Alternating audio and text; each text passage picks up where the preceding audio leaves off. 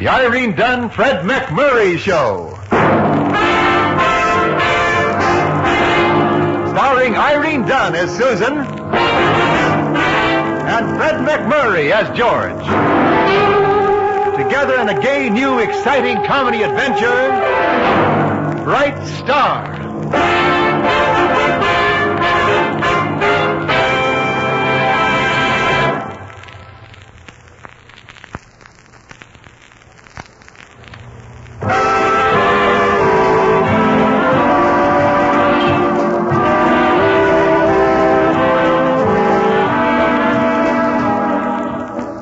It's the Irene Dunne, Fred MacMurray Show, with Irene Dunne as Susan Armstrong, owner and editor of the Hillsdale Morning Star, and Fred MacMurray as George Harvey, her ace reporter.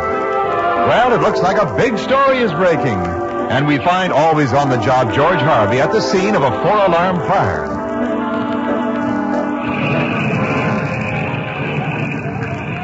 Hey, Lieutenant, how's chances of me getting inside? Well, sure, George, anytime. Anytime tomorrow.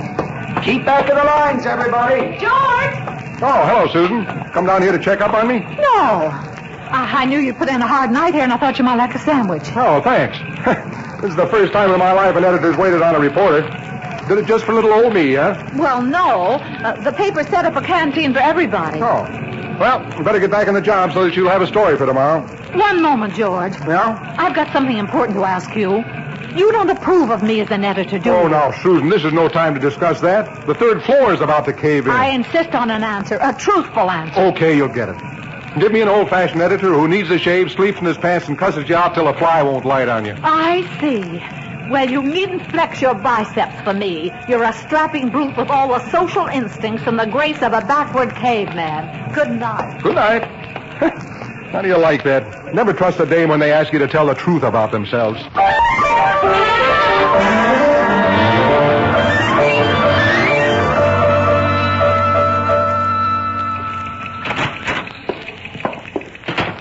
Anything I can do for you, Miss Armstrong? Good morning, Sammy. Yes, there is. You're an alert copy boy. How would you like to change jobs with me? Huh? No, I don't think that'd do either. I wouldn't even make a good copy boy. Well, sure you would. Any dope can do my job. Oh, thanks, Sammy. Sammy, man to man, what do you think of me as editor of this newspaper? Man to man, and I'm not going to get fired? I promise. Well, I'll say this about you. The last editor never got whistled at when he walked out the door. I see what you mean. Sammy, I'd quit on the spot if I could only once deflate the ego of George Harvey. If I could prove to him that I do know something about the newspaper business. Miss Armstrong, to be perfectly frank, Mr. George Harvey can be had. Do you think so? Here, read this morning's edition. Byline, George Harvey. Last night, the Stratford Hotel burned down. An unidentified spectator dashed through the fire lines into the blazing building to rescue an elderly lady trapped on the 3rd floor.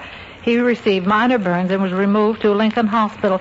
Well, that's very interesting. I'll say. Very good reporting. I saw that happen myself. Miss Armstrong, you missed the greatest human interest angle of the whole gosh darn fire. And so did Mr. Harvey. The hero is an unidentified man. Yes, I see. Of all the unimaginative reporting, why, this story could run for days instead of one edition. And I found out who the hero is. Who? Pendleton Martin. Pendleton Martin? I've never heard of him. Well, neither did anyone else. But we can build him up into a national hero. Yes. I can see it all. Bands playing, the key to the city, the governor shaking his hand, the mayor posing with him at a reception in my house. Sammy! We're going to make Pendleton Martin bigger than the atom bomb. You said it. Sammy, I think you've come up with a great idea. Now, you go and get Mr. George Harvey and have him here in my office immediately. I'll show him I'm the kind of an editor that hasn't shaved in 6 months, taken off my clothes in 12 hours, and I can outcuss the mealiest stevedore that ever lived.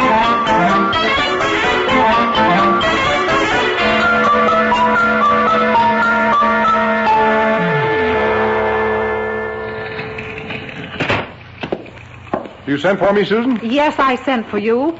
I'm going to pass on some information to you, George, on the subject of imaginative reporting. Oh, goody. I'm going to get a lesson in journalism. Imaginative journalism. Thank you, Master. But you can't imagine what an imagination I've got.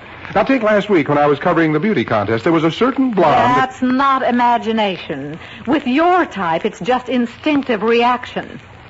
George, my paper needs increased circulation. My kind of imagination increases my circulation. I'm looking for a big story, something extraordinary, something sensational. No fooling.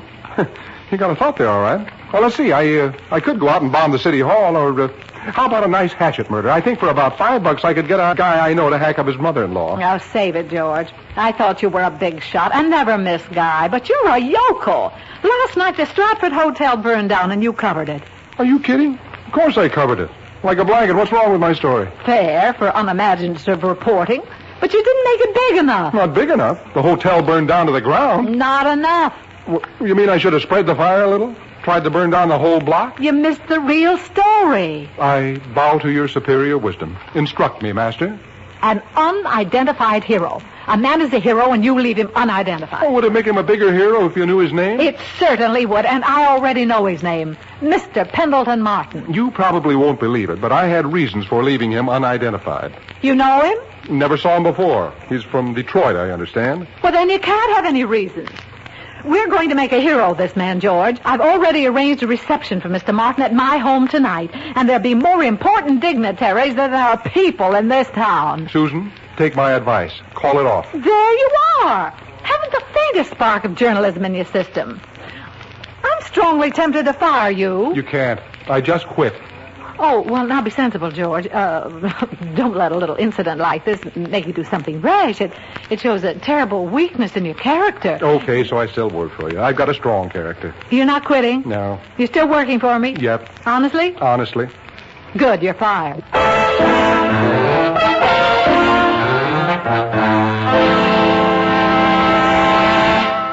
Miss Susan, I think you're making a big mistake. Georgie Porgy is a pretty smart slicker. Patience, as my housekeeper, run the house and I'll run my business. You said run, not ruin, didn't you? Have you fixed the hors d'oeuvre yet? Hors d'oeuvres. I've been working on them for 6 hours steady, and I'm dragging. There's the doorbell. Will you see who it is, please? Oh, sure. I've got 6 arms, 10 legs. I'm an octopus.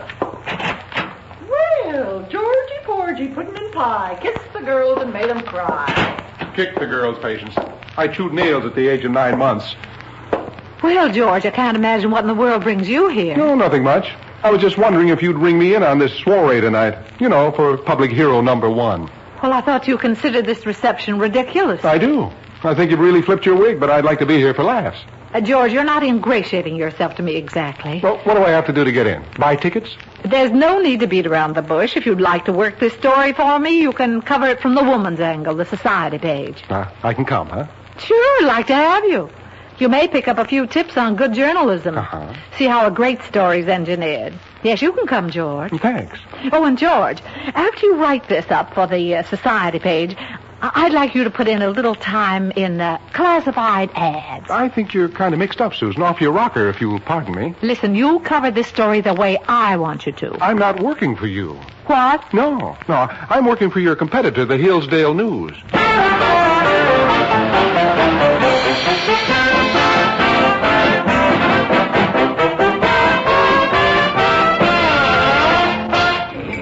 May I offer you some hors d'oeuvres, Mr. Mayor? No, thanks. When is our hero going to show up? Oh, any minute now. I'm expecting him momentarily. He was supposed to be here at 8:30, Susan, wasn't he? It's almost 9. He was severely burned, Mr. Harvey. It's probably taking him some time to get here from the hospital. But I thought your paper said he only suffered minor burns. Her paper? I thought you worked for Miss Armstrong. No, not anymore, Mr. Mayor. I've moved over to the news. Is that so? Well, I thought this whole business was being sponsored by Miss Armstrong's paper. I'm very democratic. Did you know there was something wrong with my imagination? Mr. Harvey, may I speak to you privately a moment? Oh, yes, certainly. You will pardon us, Mr. Mayor? Yes, pardon us. Now, George, I have a few well-chosen words to say to you. Well, this isn't exactly the place to talk business, is it? Well, what's wrong with it? Well, we're in the kitchen. We are? Oh, yes, I hadn't noticed. Well, I guess you're the kind of woman who wouldn't have much to do with the kitchen. Executive type. Let me show you what you're missing, Susan. Now, this white box here is a refrigerator. I invited you here, but I won't have you spoiling this reception. And over here we have a stove. You see, many foods must be cooked before they can be eaten. If you have some low, mean trick in mind to discredit the Morning Star... Here's a very handy little gadget. It's called an apron. You put it around your waist, and it's a lot cheaper than tailored suits, and you have no idea how much more feminine it makes a woman look. You know I've never noticed before, but you have a look of a low beast in your eyes. Yes, I don't know what it is with me. It brings out something primitive in me to see a woman in the kitchen. I know you're up to something. No, not a thing. I just want to cover this story. I wouldn't miss Mr. Pendleton Martin's introduction to society for anything. You've been quietly leering about something ever since I mentioned making him a hero. Have I? What nasty little ideas lurking in the barren waste of your brain, George? Miss Armstrong, we got trouble. It's Pendleton Martin. Pendleton? Sammy, what is it? Where is he? He's in jail. What? What a headline. Hero makes bucket. George, don't you dare. What happened, Sammy? Quickly. I tried to stop him, honest, but he's big, Miss Armstrong, big and powerful. All right, Sammy, what did he do? He beat up 3 sailors. Oh, this is terrible. What are we going to do? Well, I suggest that you move the reception down to the pokey. I didn't ask for your opinion. I'll get him out somehow. Still think you can make a hero out of this guy? Of course I can. It's perfectly clear that the fight was just a little misunderstanding. The sailors didn't realize Mr. Martin was our man of the moment, a hero, a fine, courageous, self-sacrificing hero. According to the dope I got on him, he's got a Sing Sing diploma, and he was once a draft dodger. What? Yep. And to round out this noble character, he hates animals and kids, was disowned by his mother, and can't speak 2 words without turning the air blue. George Harvey, you let me go ahead with this thing, and you didn't say a word. Well, I haven't got any imagination, remember? I'm not creative. Well, this is certainly a great lesson in journalism. You've imagined yourself a big, popular hero. Now, I'll be very interested to see how you imagine yourself out of it.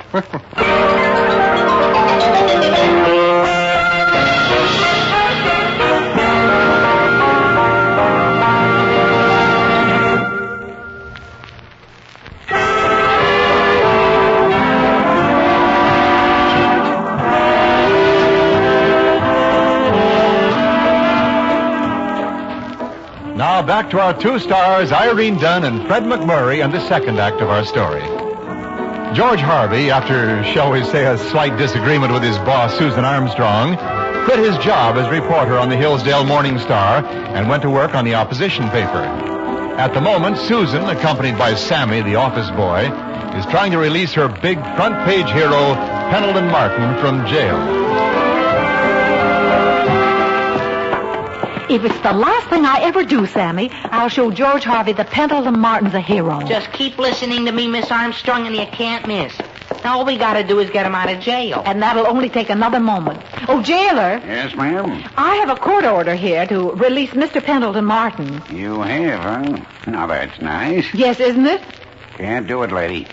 And why not? Somebody beat you to the punch. George Harvey. Now, wasn't that downright sweet of him? Yeah, sweet as crushed vinegar. Now, if I know George Harvey, and I know him, he'll hold the biggest this town has ever known for his paper just to discredit your attempt to make a hero of Pendleton Martin. He'll ruin you. Now what am I going to do? Miss Armstrong, to coin a phrase, you look tragic enough to be my mother-in-law, if I had one.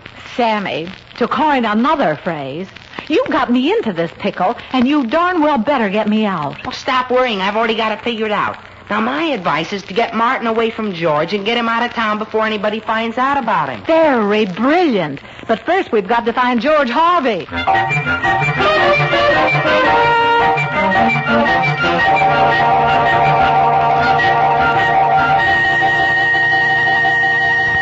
He isn't in his office. He's not at Peterson's pool room. He may have stopped by some girl's place. No girl would go out with George. That isn't true. I got a duplicate copy of his black book. It's loaded. Oh, well, give it to me.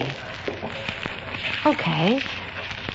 Which one shall I try first? Well, it's pretty hard to outguess George, but my personal selection would be Connie Randall, the home type. Okay. I'll try her.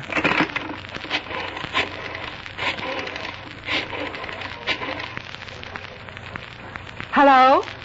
Miss Randall? After much deliberation, your name has been selected from a long list of contestants. Stand by for the jackpot question.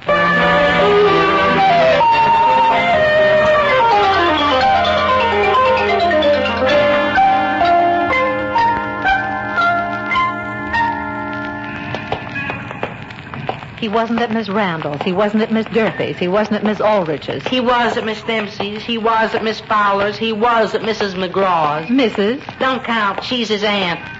Sammy, where are we going? Just follow me. He's down here in this basement. I'm going in alone, Sammy. Okay, Miss Armstrong. See you at the office. Good morning, Mr. Harvey. Susan, I'm about to make a move. Just what are you doing? I'm playing checkers with a janitor. George, I've hunted all over for you. Well, that is a surprise. I thought you'd be out of town by now. All right, George. You've got the upper hand right now. I'm not prepared to play cat and mouse this morning. You come about the boiler, too, lady? I beg your pardon? This is Miss Susan Armstrong of the Morning Star. Oh, is that right? Say, this thing is getting big, isn't it? Samuel H. Garrity's the name, miss. Married to a Dickerson girl. Born right here in Hillsdale. Got 3 kids. All live away. A big story in Samuel. Yes, sirree. Boiler blew up last night. There was water up to your ears. George, I don't think you'll get the Pulitzer Prize for this one. Oh, I'm making something of it. It just takes a little imagination. I think I can get our friend here to blow the boiler up again and really do a good job of it. He's married to a Dickerson, you know. Yes, sirree. Got 3 children of my own. Where have you hidden Pendleton Martin? Hidden him? Are you preferring a kidnapping charge? Like I said, I adjusted the controls and forgot about the darn thing. And Oh, thanks, Samuel. I've got the whole story. Let's get out of here, Susan, before we have to swim out. George, where is Pendleton Martin? Up in my apartment. In your apartment? No, don't worry. The door's locked. George, I'm sorry we've had our little differences. Can't we be friends? Oh, sure. What do you want me to do? Well, I'd like you to come to my house for lunch today. Uh-huh. Well, you don't have to look at me that way. I don't have any ulterior motive. I'd simply like to have you come to the house for lunch today. Oh, sure. I get it. After lunch, what do you want me to do? Take Martin out and get him lost, maybe? I had no such idea. Just a plain, simple lunch, huh? That's right. And afterward, we could relax, get better acquainted. Oh. I may have been a little hasty firing you. Yeah. Well, you'd have to pay an awful lot to get me back. Well, I might be willing to. Is it a date? Sure, I'll be there. You know, I think I'll keep Martin locked up in my room permanently. He's like money in the bank.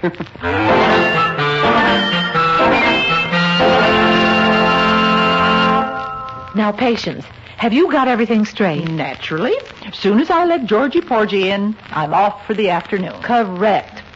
I've got to get his cooperation in this Martin matter, and I'll never get it by being an editor. So I'm going to play it like one of those cute numbers in his black book. Well, this I'd like to stay around and watch. I want to show him I can run my house without help. Mr. Harvey likes fluffy little things in kitchen aprons. I hope this thing doesn't blow up on you like that nutty hero did last night. If you want my advice... I don't. Well, just keep listening to Sammy, the office boy, and see how far you get. Oh, here he is now. I'll run into the kitchen, and you send him out to me. Okay. Good luck, Cleopatra. Good day, Patience, bird of paradise. Hiya, Georgie Porgy. Is the Duchess in? Quite. You'll find her out in the kitchen. You mean her ladyship is actually in the scullery? Rather. Knocking together sandwiches with her own little pinkies. No. Isn't it romantic? It's amazing. Well, see you around. You're leaving me alone here with her? You aren't scared? Well, just between you and me for the first time in my life, yes. Don't tell me a big hunk of stuff like you is afraid of a little thing like her. No, not her. The food. She never made a sandwich in her life. It's liverwurst. She can't do a thing to it. Oh, thanks, Patience. You reassured me. Be seeing you. Hello. Anybody home? Oh, George. My, is it that time already? I'm afraid you've caught me at the stove. Well, that's okay. It isn't lit. I mean, I was just finishing the lunch. Do you like liverwurst sandwiches? Just plain liverwurst? Uh-huh. Nothing else? No, just plain. Love them. You don't mind eating here in the breakfast nook, do you? It's more homey, I think. Anything you say. Anything I can get you. Cigarette, ashtray. Well, you don't happen to have something cold in the refrigerator, do you? There's ice cubes, I believe. Forget it. It's not important. Oh, something to drink, you mean. I completely forgot. I made some punch. It's in the living room. Punch? Well, try something new every day, I always say. My arm, madam? You haven't mentioned whether you like me better in an apron. Apron? Oh, that's it. I knew there was something different. Yeah. Yeah, it's quite a change. Not bad. Thank you. Here's the punch on the piano. Would you like to pour? Glad to, but where is it? Can't you see the punch? Well, I can't even see the piano. Do you always keep the curtains drawn in the daytime like this? Well, the sunlight fades the rug. Reminds me of the back room at Peterson's pool hall. You can get faded there anytime.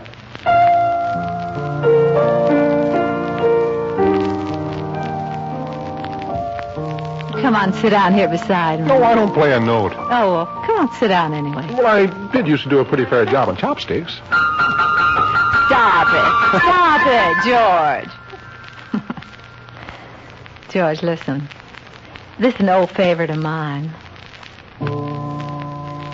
Someday he'll come along, the man I love, and he'll be big and strong, the man I love. And when he comes my way, I'll do my best to make him stay. We'll build a little home just meant for two, from which I'll never roam. Who would you? And solace above, I'm waiting for the man I love.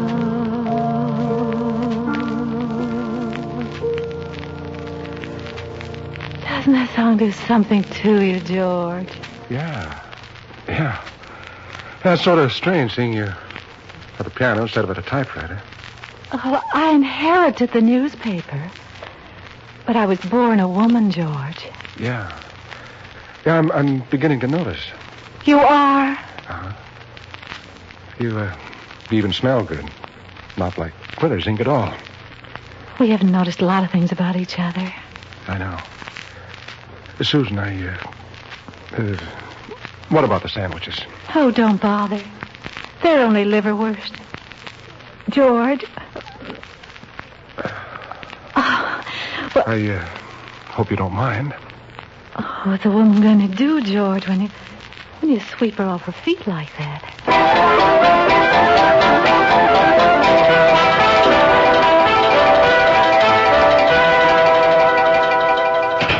I'm home, Miss Susan. How'd you make out with Muscle Man this noon? Everything was wonderful, Patience. It worked just like I thought it would. Oh, darn it. I still say I could have watched from behind the curtains. Men are so weak, Patience. Even the strong Mr. Harvey. He was like putty in my hands. I swept him off his feet. He left in a daze. It's wonderful the magic a woman can work when she wants to. You sure fooled me. I didn't think you were much of a magician. Poor George. He kissed me. Oh, and then you told him to get that Martin character out of town, and he floated out of here on a cloud, huh? Patience. Oh, good heavens. What's the matter? Oh, darn that George for kissing me. I forgot to tell him about Martin.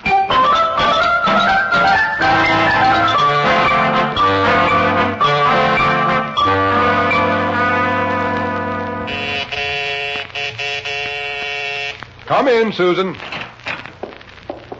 How did you know it was me, George? I was expecting you. George, where is Pendleton Martin? You've got trouble, Susan. He's escaped. He what? Yep. He's pretty good at picking locks, I guess. Well, you've got to find him. Oh, he's probably on his way out of town by now. He left with my best suit, overcoat, and typewriter. Oh, well, that's good. Good. Of course. Now I can write a glowing account of poor Mr. Martin and how he was called away suddenly without a chance to play the role of hero for me. It's really very funny, George. You see, that's why I invited you for lunch, to get rid of Martin. Is that right? In that event, I'm coming back to work for you at a $50 raise, and I'd like 2 weeks vacation with pay and a nice fat bonus. Oh, no, Mr. Harvey. No, the threat you held over my head has run off with your overcoat. Honey, doll girl, listen. I didn't trust that cozy little scene today. Martin didn't escape. I've still got him locked up. What a mean, despicable trick. I didn't think you'd lose your head so far as to put on an apron, make sandwiches, and above all, let me kiss you on the piano bench at high noon. George, listen. I'll admit I set out to trick you, but, well, something went wrong. Uh-huh. After you kissed me, I forgot about everything else. Yeah. You looked a little stunned at that. Well, I was, believe me. So, can't we get together? Sure. I didn't really intend to leave the Morning Star for good. I'll report back tomorrow. You're working for me again? Honest? Honest? Then I order you to write a story, a glowing article about Martin, and get him out of town. Whoa, slow down. I can't write that article. I'm ordering you. Well, this may come as quite a surprise, but the police department will be taking your hero up the river tomorrow. They will? Mhm. What for? They just uncovered evidence that Martin's the one who set the fire to the hotel in the first place. He's a notorious firebug.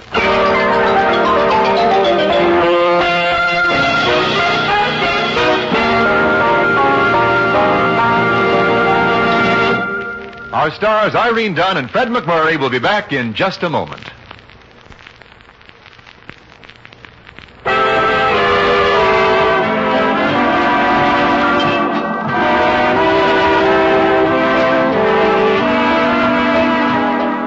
George, Yes, Susan.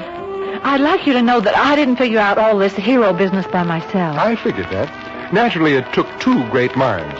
Yes, Sammy's and mine. All I can say is, anyone dumb enough to go for that kind of imaginative reporting ought to get paddled. Oh, now don't blame Sammy. After all, he's only an office boy. I wasn't thinking of Sammy. George, you put that paddle right down. I will, right where it belongs. George, don't you dare!